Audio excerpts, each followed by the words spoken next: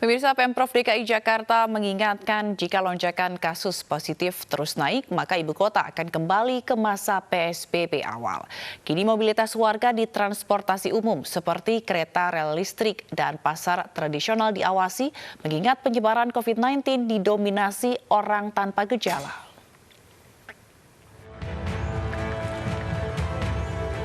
Antrean penumpang KRL terjadi di stasiun Kota Bekasi, Jawa Barat pada Senin pagi. Penumpang mengantri hingga di luar stasiun. Bahkan mereka menunggu lebih dari 1 jam untuk dapat masuk ke stasiun. Iya, karena kita bisa cepat. Mestinya armadanya ditambahin atau gimana? Kalau memang mau itu serius, ya serius lah dilakukan social distancing. Iya. Memang kalau tiap Senin begini terus, Bu? Tiap Senin? Tiap Senin? Iya. Ibu terlambat nggak kalau kerja? Lambat lah. Ya, terganggu nggak? kalau dibilang social distancing kan dempet-dempetan kayak gini, ya sama aja masih tetap ya? Masih tetap ya? Karena di kereta walaupun ada yang jaga jarak, tapi kan ini tetap masih lumayan dempet-dempet. Iya. Berapa lama Mbak antrian ini? 1 jam lah, setengah 1 jam lah. Terganggu juga ya Mbak ya? Iya.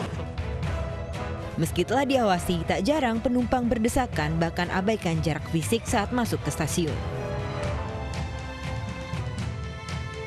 Di stasiun Bojonggede, Kabupaten Bogor, Jawa Barat juga terlihat pemandangan yang sama pagi tadi. Ratusan penumpang KRL mengantri hingga ke jalan. Mereka harus menunggu lebih dari 30 menit untuk masuk stasiun. Sementara itu, ratusan penumpang KRL yang beralih ke bus gratis tujuan Jakarta ternyata membludak di stasiun Bogor pagi tadi. Mereka mengantri untuk menaiki bus dengan tujuan stasiun Juanda, Sudirman, dan Manggarai. Penyediaan transportasi ini untuk mengurangi kepadatan penumpang KRL mengingat masih di tengah pandemi COVID-19. Kemudian ada 150 bis yang disiapkan. Ada 75 dari Kemenhub, 75 dari Provinsi Jakarta, 10 di Polda Amri, 140 di sini. Dan kita lihat sangat membantu untuk mencairkan penumpang. Jadi jam segini kalau minggu lalu sedang penuh-penuhnya, sekarang sudah relatif kosong malah. Di masa transisi, seluruh transportasi umum hanya dibatasi 50% dari kapasitas untuk menekan penyebaran COVID-19 di tempat ramai.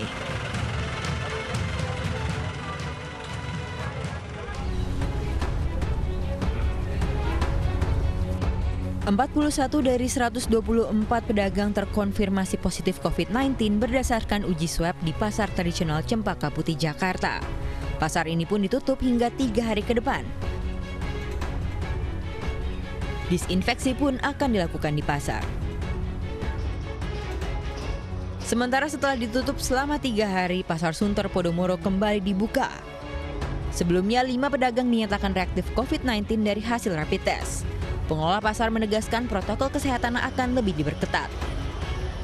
Pedagang berjualan melaksanakan aktivitas, baik pengunjung yang berdatang ke area pasar, tetap langkah-langkahnya gunakan masker, cuci tangan terlebih dahulu yang sudah disediakan di area pasar, jaga jarak, dan apabila mau masuk ke area pasar kita cek suhu tubuh dulu untuk mencegah ya. Sejumlah pengawas dari tim gugus tugas hingga Pemprov DKI Jakarta diturunkan agar protokol dapat berjalan, terutama pengaturan jumlah pengunjung pasar yang tidak melebihi 50% dari kapasitas pasar.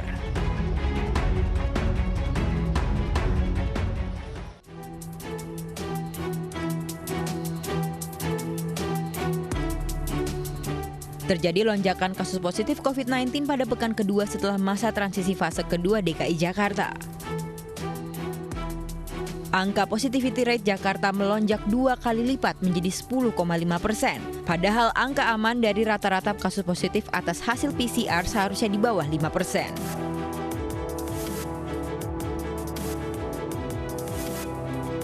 Gubernur DKI Jakarta mengatakan peningkatan kasus positif di ibu kota didominasi orang tanpa gejala atau OTG hingga 66%.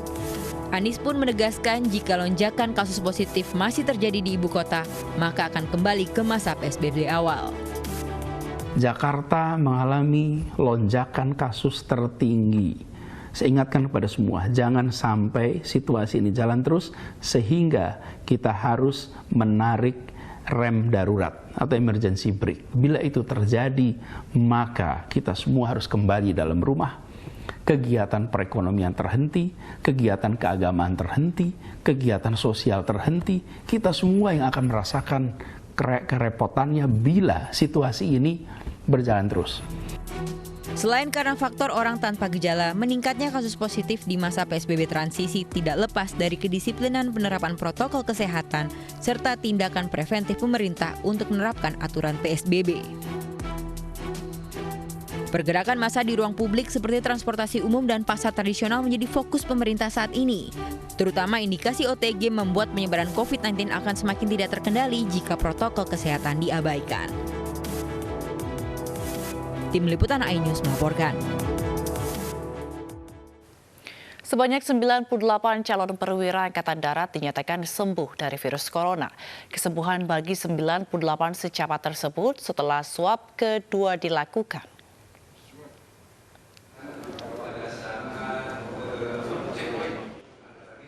Kasus penyebaran COVID di lingkungan sekolah calon perwira Angkatan Darat berangsur menurun setelah sebelumnya diketahui ada 1.280 calon perwira dinyatakan positif. Ke 1.280 yang dinyatakan positif tersebut terdiri dari 991 orang perwira dan 289 staf serta anggota keluarga secapa. Ketua Gugus Tugas Percepatan Penanggulangan COVID-19 Provinsi Jawa Barat, Ridwan Kamil, mengaku 98 dari 1.280 calon perwira dinyatakan sembuh setelah dilakukan tes swab lanjutan. Tadi dari Panglima Kodam, dari sejumlah yang tadi disampaikan, ada 98 di tes swab lagi sudah negatif. Jadi yang dicapai, jadi tingkat perlindungan juga tinggi.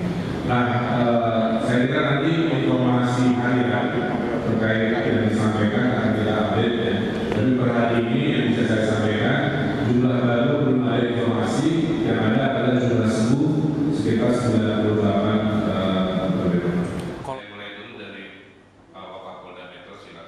Di wilayah Jawa Barat sendiri, angka reproduksi penyebaran meningkat menjadi 1,73% dari sebelumnya berada di bawah 1%.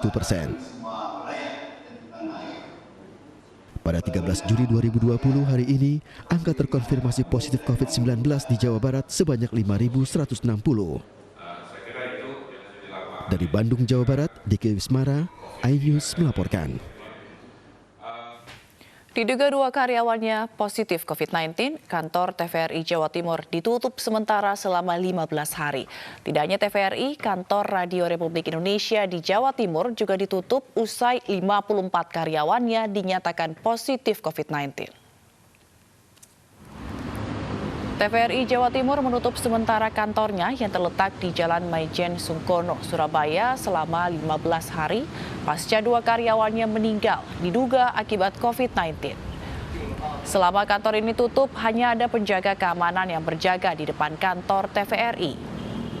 Sementara terkait dugaan 2 karyawan TVRI positif, gugus tugas COVID-19 Jawa Timur masih berkoordinasi dengan pihak TVRI. Kepala Lembaga Penyiaran Publik RRI Surabaya, Sumarlina mengkonfirmasi sebanyak 54 orang karyawannya positif COVID-19. Hal itu berdasarkan hasil swab tes ratusan karyawan RRI pada 26 Juni lalu dan diumumkan pada 11 Juli 2020. Kini 54 karyawan yang dinyatakan positif akan kembali menjalani swab tes di salah satu rumah sakit di Surabaya. Sejak 27 Juni lalu, seluruh produksi di kantor RRI Surabaya dihentikan total hingga 2-3 pekan ke depan.